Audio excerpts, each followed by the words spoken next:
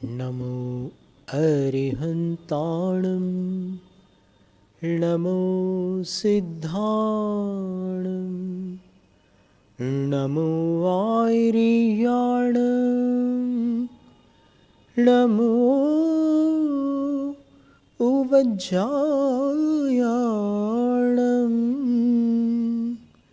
नमो लोय सवसाहूणम्।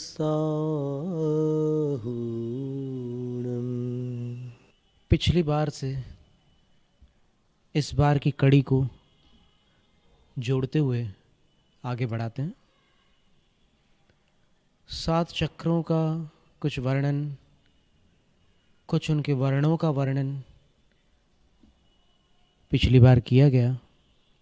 उनकी आकृति, उनके स्थान, इनकी चर्चा की और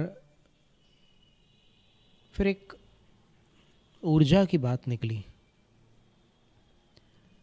ध्यान की चर्चा जो चली थी उसके अंतर्गत चक्रों की बात आ गई, ऊर्जा की बात निकली और फिर आचार्य पूज्यपाद स्वामी का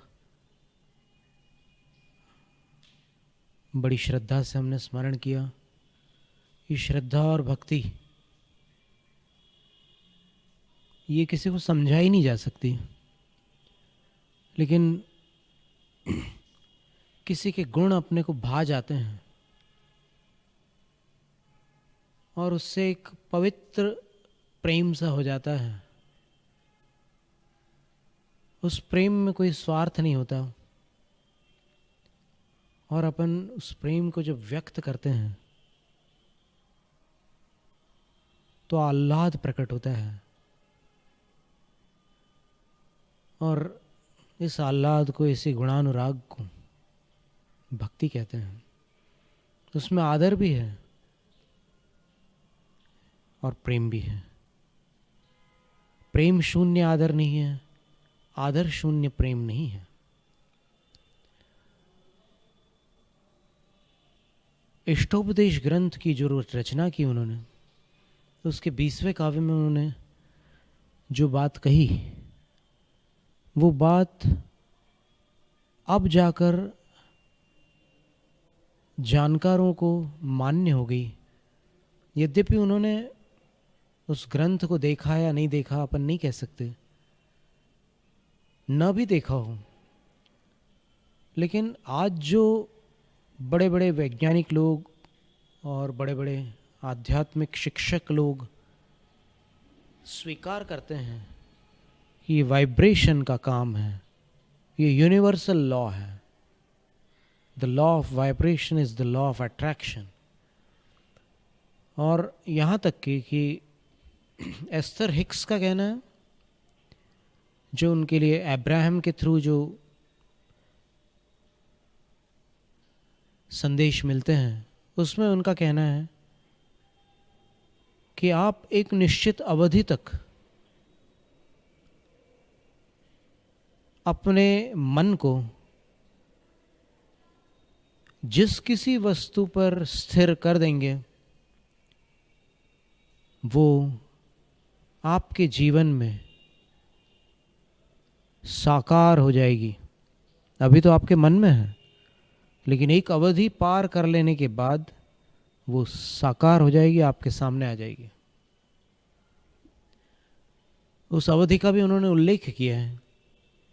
पर बात ऐसी है कि इस आकर्षण के नियम को, इस लॉ ऑफ अट्रैक्शन को इस्तेमाल करने से पहले आपको ये तय कर लेना है कि इसका नतीजा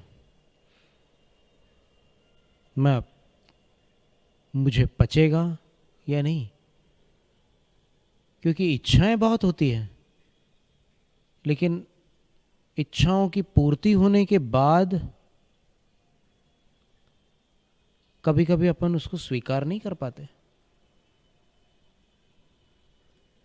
कभी कभी आकुल व्याकुल हो जाते हैं, कभी कभी बेचैन हो जाते हैं, कभी कभी असंतुलित हो जाते हैं, परेशान हो जाते हैं। तो इसलिए पाने से पहले ही ये तय कर लेना ज़रूरी है कि मुझे सचमुच पाना है या नहीं। और फिर बाद में जो करना हो देख लो। आचार्य पूज्यपाद स्वामी ने उस श्लोक में लिखा है, इतश्चिंतामणिर्दिव्य इतः पिण्याकखंडकम ध्यानेन चेदुभे लभ्ये क्वाद्रियंताम विवेकिनः। यहाँ से दिव्य चिंतामणि की उपलब्धि हो जाए और वहाँ से खली चुनी का एक गया गुजरा टुकड़ा मिल रहा हो तो विवेकी जन किसके प्रति आदर करें? और दोनों चीजें ध्यान से प्राप्त हो रही हो तो किसका ध्यान करें? प्रश्न किया है उन्होंने, आप उत्तर मत दीजिए, आप क्या कर रहे हैं वो देखिए। हमें भी इसका उत्तर नहीं देना, हमें ये देखना है कि हम क्या कर रहे हैं। हम उसी दुनिया में जी रहे हैं जहां पर आप लोग सब हैं। हम कोई वीआईपी नहीं है, हम कोई स्पेशल पर्सनालिटी नहीं है, कोई अलग व्यक्तित्व नहीं है। प्रयास जरूर थोड़ा सा अलग कर रहे हैं। जो शुरू से किया और उसमें कुछ नहीं मिला तो सोचा कि प्रयास की दिशा बदल कर देखें, और दिशा बदल कर देखी तो कुछ कुछ मिलने लगा। कम से कम आनंद तो मिला ही मिला। और उसके बाद ऐसा नहीं लगा कि और कुछ मिले। आनंद के बाद किस चीज़ की ज़रूरत रह जाती है जीवन में? तो उस हिसाब से ये प्रयास कोई भी कर सकता है, लेकिन करने से पहले वो ये सोच ले कि मैं जिसको पाना चाहता हूँ उसको पाने के बाद पचा पाऊंगा कि नहीं। कामना आसान है, उसकी पूर्ति के बाद उसको झेलना उतना आसान नहीं है।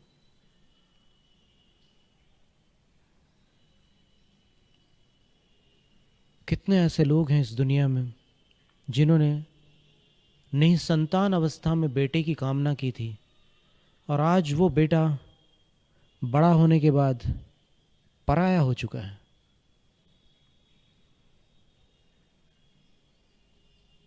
अब आप उस गम में मत खोइएगा इस बात को सुनकर। ये तो एक सामान्य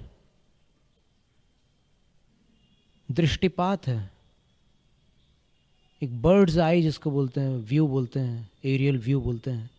ये कि आप दूर से नज़र डाल करके देखिए, अपने आप को मत जोड़िए। अपने पास दो तरह की दृष्टियां हैं, वैसे आंखें भी दो हैं।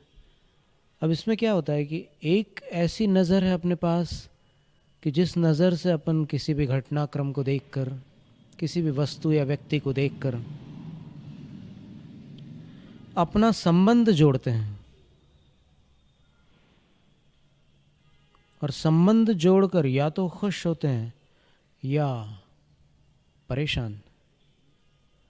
और दूसरा एक और नज़रिया होता है, एक दृष्टिकोण होता है। उस नज़र से आप देखते हैं तो देखते मात्र हैं और जान लेते हैं कि ये ऐसा है, इसके कारण ये है, इसके कारण से वो होगा, ये किस कारण से हुआ और इसके कारण क्या होगा, दोनों बातें आप समझ लेते हैं। लेकिन आप अपना संबंध न जोड़ने के कारण अनासक्त रहते हैं, तटस्थ रहते हैं, सम रहते हैं, आकुल व्याकुल नहीं होते। बस इसी दूसरी दृष्टि के अभ्यास का नाम साधना है। साधना मार्ग में क्या किया जाता है? साधु बनकर नाम कमाया जाता है क्या? साधु बनकर भीड़ जोड़ी जाती है क्या? साधु बनकर कोई योजना पूर्ण की जाती है क्या? या साधु बनकर और किसी लक्ष्य की पूर्ति की जाती है? साधु शब्द अपने आप में कहता है कि जो साधे सो साधु। क्या साधे? इस दृष्टि को साधे। जिस दृष्टि में विकार नहीं है, जिस दृष्टि में स्वार्थ नहीं है, जिस दृष्टि में दुखी जनों के प्रति निस्वार्थ करुणा और प्रेम है, जिस दृष्टि में शर्त नहीं, तुम मुझे गाली दोगे तो मैं तुम्हें शाप दूंगा, तुम मेरी पूजा करोगे तो मैं तुम्हें आशीर्वाद दूंगा, ऐसी कोई शर्त नहीं है। ये साधुता की उत्तरोत्तर उन्नत श्रेणियों की बात चल रही है। प्रारंभ की भूमिकाओं में कुछ अलग प्रकार से अभ्यास किया जाता है। साधना 3 श्रेणी की होती है। शुरू शुरू में साधना संघर्षमय होती है। संघर्ष का कारण केवल इतना है कि जो अपनी पुरानी आदत होती है वो, और जो यहाँ आकर के अपन बदल जाते हैं वो, इन दोनों में ज़मीन आसमान का फर्क होता है। और एक निश्चित चर्या को स्वीकार किया जाता है, कुछ कठोरता को भी अपनाया जाता है। जब तक मनुष्य कठोर मार्ग पर नहीं चलता तब तक इंद्रियों पर विजय प्राप्त नहीं होती। और जो सुविधा भोगी है वो कभी सच्चा साधक नहीं हो सकता।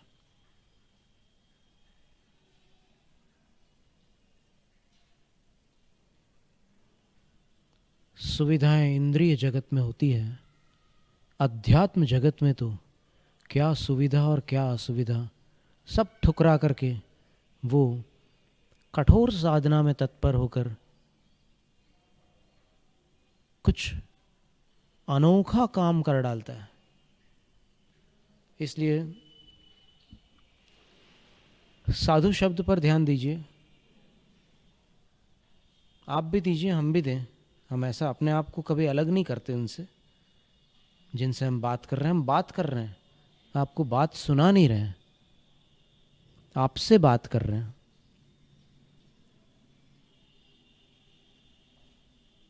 जिनकी कमी नहीं है उनमें हम क्यों शामिल हुए?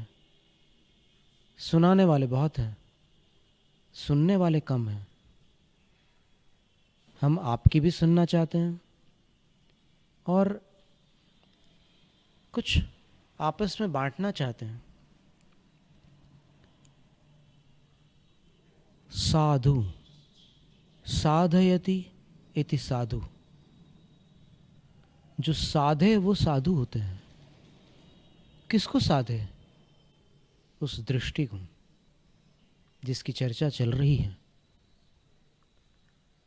बड़ी अनोखी है वो दृष्टि जिसको जिनेंद्र वर्णी जी कहते हैं। जिनेंद्र वर्णी जी हमारे धर्म गुरु हैं। वो कहते हैं कभी मिले नहीं, कभी देखा नहीं, लेकिन फिर भी कभी कभी ऐसा हो जाता है संबंध।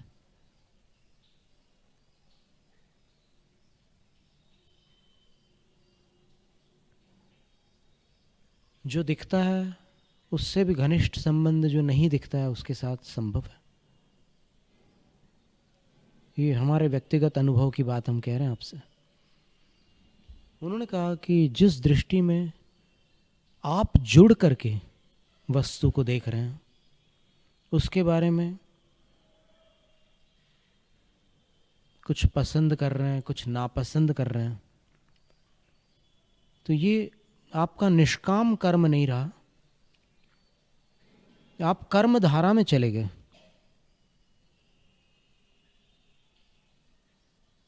आप उसमें फंस गए।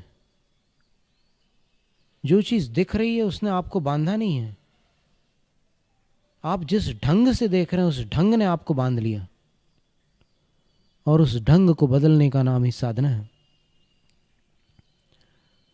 उस ढंग को कैसे बदला जाए, ये कर्मधारा कैसे छूटे? तो पहली बात तो ये है कि कर्मधारा अगर तीव्र रूप से चल रही हो तो उसको मंद करना आवश्यक है। मंद कैसे करोगे? तो अभी जैसे अपने स्वार्थ के विचार आ रहे हैं, अशुभ विचार आ रहे हैं, तो उसको, उस आवेग को घटाना होगा। कि नहीं ठीक है। जैसे आपको आम दिखे और दिखते ही साथ कभी आपकी दृष्टि कहती है कि इसको खाया जाए? नहीं, आपकी इच्छा कहती है कि इसको खाया जाए। दृष्टि सिर्फ देखती है और दिखाती है, इच्छा कहती है कि इसको खाया जाए। लेकिन अब उस इच्छा को दूसरी दिशा दे दो, क्योंकि एकदम से इच्छाओं को समाप्त करना संभव नहीं है। उसकी दिशा मोड़ दीजिए।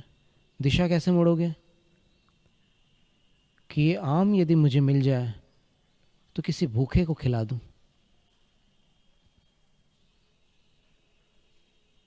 या कोई भी चीज़ मुझे मिल जाए उसका मैं सदुपयोग करूं। अपने स्वार्थ में उसको इस्तेमाल करने की बजाय दूसरों की भलाई करूं। इस भावना को अगर आप उसमें प्रवेश कराएंगे कर्मधारा में, तो कर्मधारा में दो प्रकार के कर्म हैं, अशुभ कर्म और शुभ कर्म। तो अशुभ से आप ऊपर उठ जाएंगे और शुभ कर्म की धारा में आप आ जाएंगे। और उसके बाद फिर जब साधना परिपक्व होती है, प्रारंभ में तो संघर्ष होता है, अपनी इच्छा बार बार कहती है कि नहीं ये चीज़ मुझे चाहिए, लेकिन उसके बाद संघर्ष धीरे धीरे धीरे धीरे कम होगा। हमें याद है शुरू शुरू में जब हम सन 84 में यहाँ आए, घर छोड़ा, और वो जो पहली ठंड थी दिसंबर की, उस समय सहन नहीं हो रही थी। डबल वस्त्र ओढ़े थे, उसके ऊपर डबल चटाई डाली थी, लेकिन फिर भी ठंड तो ठंड थी। स्कूल में रुके हुए थे तो सहन नहीं हो रही थी। ऐसा सोच रहे थे कि इसके आगे फिर त्याग कैसे करेंगे। लेकिन अगर अपने अंदर सत्य निष्ठा होती है, ईमानदारी होती है, कोई अपने को बेईमान समझे ये उसके सिर का भार है, लेकिन अपने अंदर अगर ईमान है, सच्चाई है, तो फिर अपने को हल्का लगता है। और व्यवस्थित क्रम से साधना करने पर दूसरे वर्ष ऐसा लगा कि अब वैसा नहीं लग रहा है जैसा लग रहा था उस बार। ठंड हर साल लगती है, ऐसा नहीं कि इस समय हम लोह पुरुष बन गए, ऐसा नहीं कि कोई ऐसी शील्ड लग गई हो या फिर कोई ऐसा कवच आ गया हो। लगती है ठंड, लेकिन अब ठंड लगने पर भी विचार करने का ढंग कुछ बदला हुआ सा लगता है।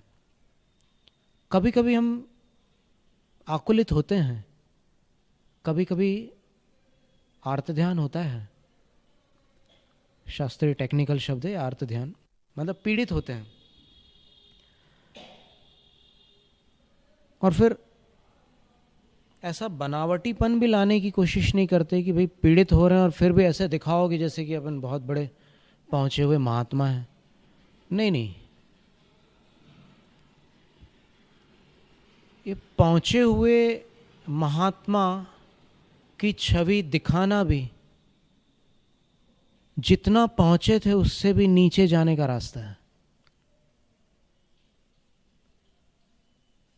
क्योंकि जहां दिखावा आ गया वहां सत्य चला गया। इसलिए ये सब मायाचारी वाला काम उचित नहीं लगता। कई बार संस्कारवश बहुत सारी कमियां उभर करके आती, बहुत सारी त्रुटियां होती हैं, लेकिन ठीक है, जो है सो है, उसको स्वीकार करते हैं।